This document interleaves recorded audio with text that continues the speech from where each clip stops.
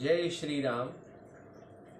आज हम 4 पंक्तियों की गोस्वामी तुलसीदास जी की गीतावली प्रस्तुत कर रहे हैं।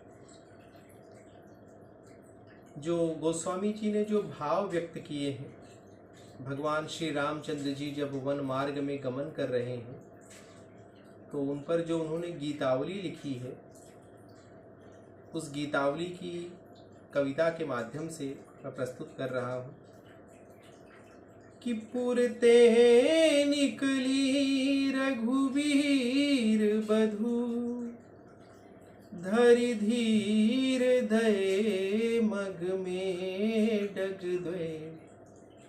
श्रृंगवेरपुर से जब माँ जानकी निकली हैं भगवान के साथ, तो अब बड़े धीरज के साथ उन्होंने अपने चरण कमलों को मार्ग में रखा है कि झलकी भरी भाल कनी झलकी। और मार्ग में पांव रखते ही उनके माथे पर पसीने की बूंदें साफ दिखाई देने लगी। पुट सूखी गए मधुराधर वे, और माँ जानकी के होठ सूख गए। फिर बूझती है चलनो अब केतिक, पर्ण कुटी कह कित है वे। और फिर पूछती हैं कि अभी और कितनी दूरी चलना है। भगवान उन्हें देखकर समझ गए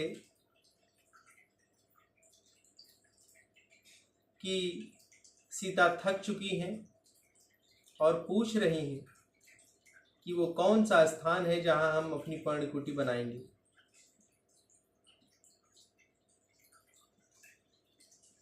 तिय की लखिया तुरता पिय की, अखियां यति चारु चली जल छुए।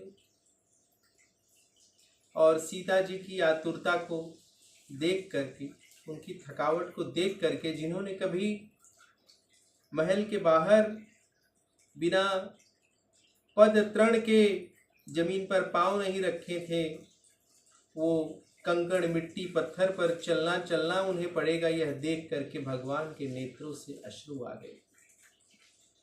तो एक बार साथ में मैं कविता कह रहा हूं कि पुरते निकसी रघुवीर बधू, धरि धीर दये मग में डग द्वे। झलकी भरी भाल कनी जल की, पुट सूखी गए मधुराधर वे। फिर बूझती है चलनो अब कैतिक, पर्ण कुटी करिहौं कित द्वे। तिय की लखिया तुरता पिय की, अखियां यति चारु चली जल छुए। जय श्री राम। बोलो सियावर रामचंद्र की जय। जय श्री राम।